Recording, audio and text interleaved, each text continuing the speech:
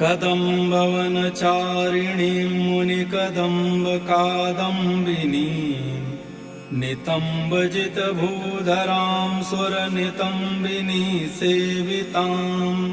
नवाम्बुरुहलोचनामभिनवाम्बुदश्यामलां त्रिलोचनकुटुम्बिनीं त्रिपुरसुन्दरीमाश्रये कदम्बवनवासिनीं कनकवल्लकीधारिणीं महार्हमणिहारिणीं मुखसमुल्लसद्वारुणीं दयाविभवकारिणीं विशदलोचनीं चारिणीं त्रिलोचनकुटुम्बिनीं